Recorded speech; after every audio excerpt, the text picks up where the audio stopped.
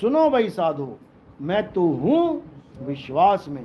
कि जब भेदी गुरु अपना ज्ञान समझाएगा, समझ के विवेक के द्वारा, फिर पूरे विश्वास के साथ चलना है उस पर। ये नहीं कि ज्ञान भी ले लिया उसके बाद विश्वास ही नहीं बन पा रहा है, अरे पता नहीं सही बताया कि नहीं बताया।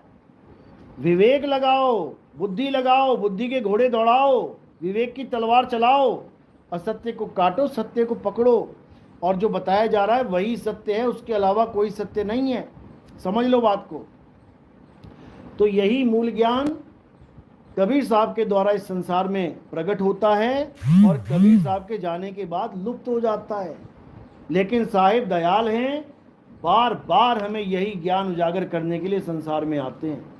आप सोच भी नहीं सकते कितनी बार आ लिए वो, कितनी बार जीवों को चेताया उन्होंने। समझ लो, कई बार तो साहिब वाणी में कहते हैं कि एक भी ऐसा जीव नहीं है जिसको मैं नहीं मिला, सबको मिला मैं, लेकिन मेरी बात कोई समझता ही नहीं है। तो इसी ज्ञान को अब समझना है, क्योंकि अब समय आ गया है।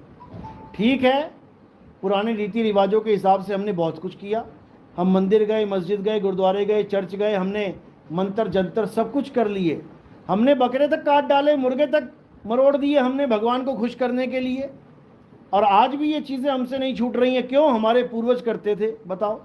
अरे पहले नरबली भी चलती थी, अब दे के दिखाओ जरा। अब भी कह दो पूर्वज करके गए हैं नरबली, तो नर की बलि तो तुमसे छूट गई, अब बकरे की मुर्गे की बलि छूट नहीं रही है। क्यों? क्योंकि नर ने बना दिए हैं कोर्ट कचहरी, और मुर्गा बकरा कोर्ट कचहरी ना बना पाए। यही तो हो रहा है। अगर ये भी कोर्ट कचहरी बना दें तो तुम्हारी हालत खराब हो जाए। लेकिन तुम्हें पता है कि आदमी मारेंगे तो फांसी चढ़ जाएंगे, मुर्गे की कौन सुनेगा, बकरे की कौन सुन रहा है?